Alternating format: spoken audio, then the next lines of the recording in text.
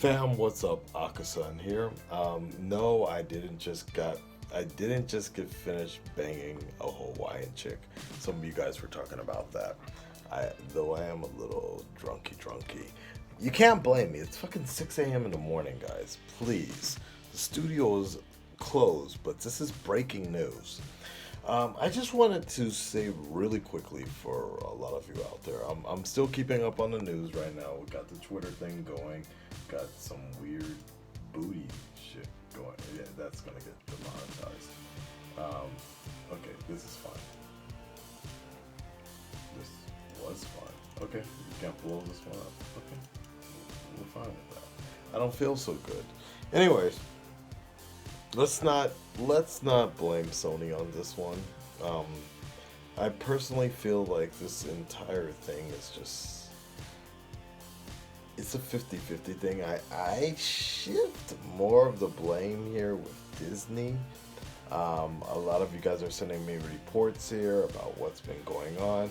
And one thing I wanted to read to you is that Disney asked that future Spider-Man films be a 50-50 co-financing arrangement between the studios, and that there were discussions that this might extend to other films in the Spider-Man universe. Sony turned that offer down flat. And I don't believe that they even came back to the table to figure out a compromise.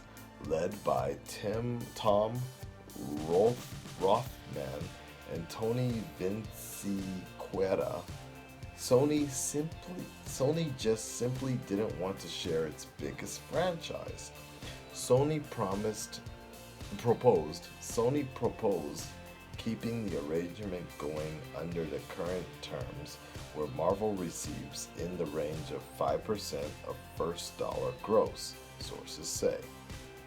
Disney refused. So it's not really Disney's.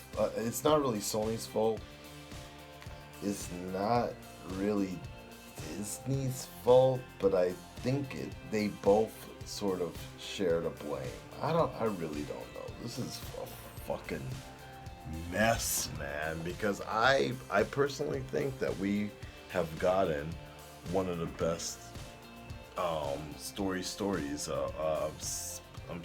Spider-Man stories with Far From Home.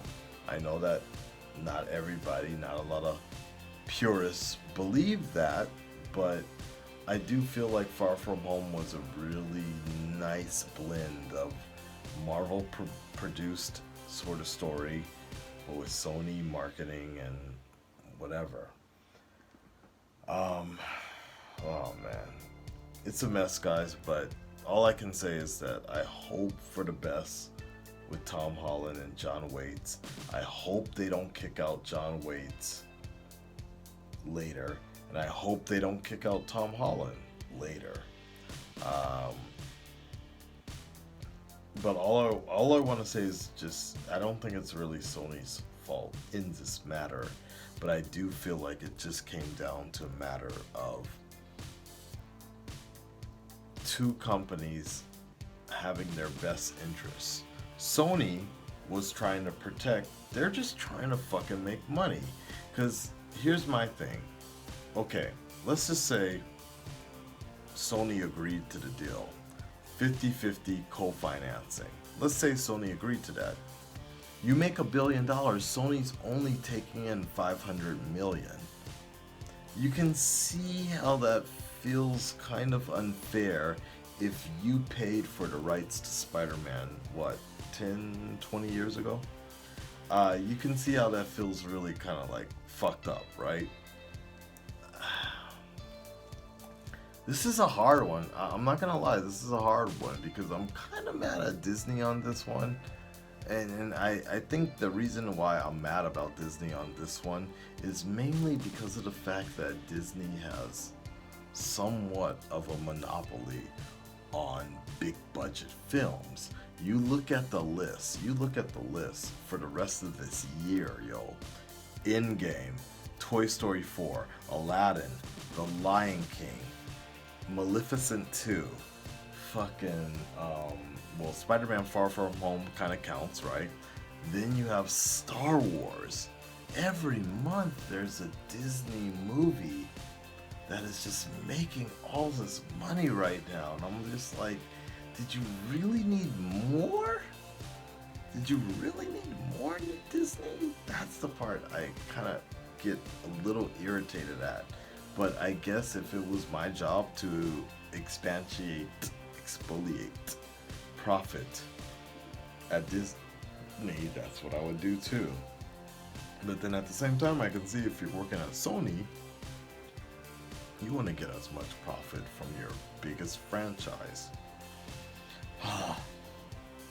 Such a mess, guys. It's such a mess. Spider-Man is no longer part of the MCU.